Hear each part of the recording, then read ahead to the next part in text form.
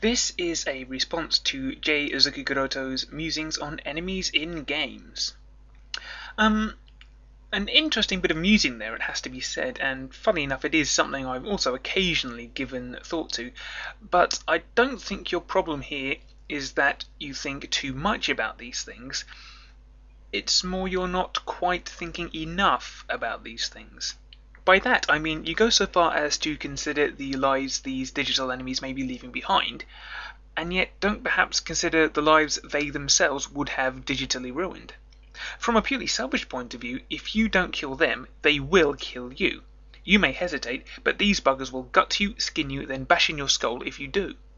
What sort of life will your in-game avatar be leaving behind?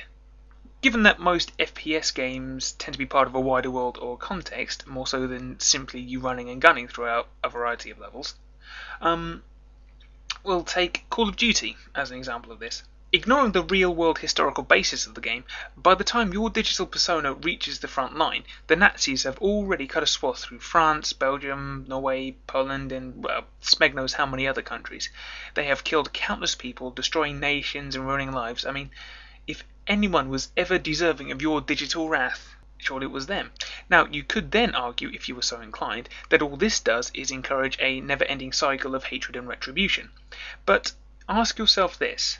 If you didn't intervene, would they ever stop? The answer is, quite obviously, no. So how many more will have to suffer and die whilst they slake their thirst for breathing room? Consider then that you are merely forming part of a line in the sand against this encroaching tide of pain and death. Not again.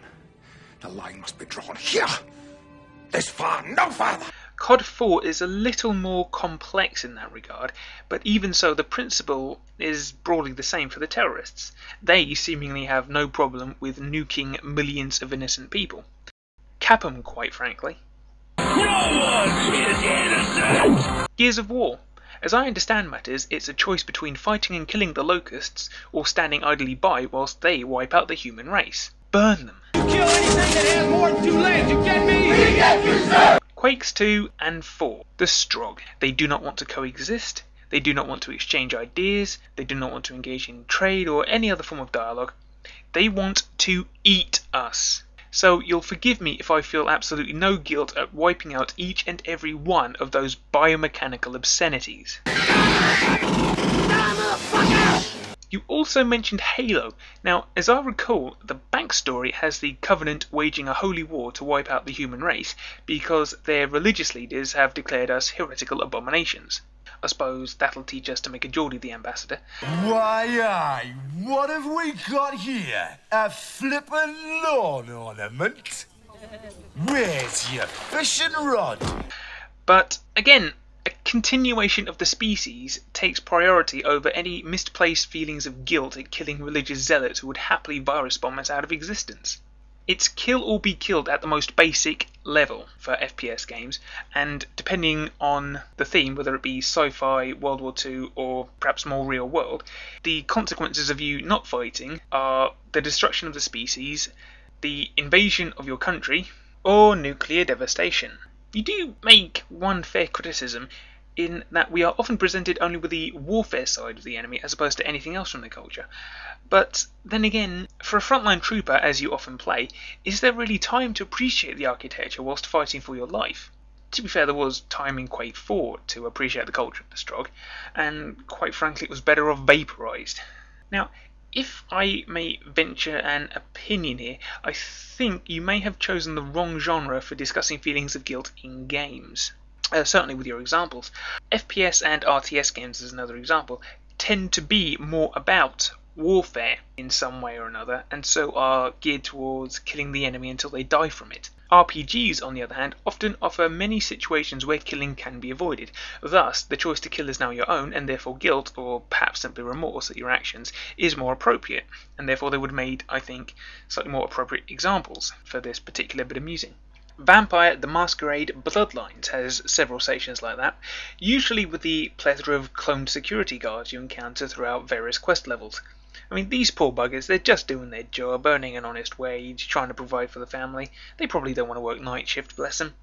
And very rarely are you presented with a situation where any of them had to die. If you massacred them, it was usually unnecessary, and so their digital blood is on your digital hands.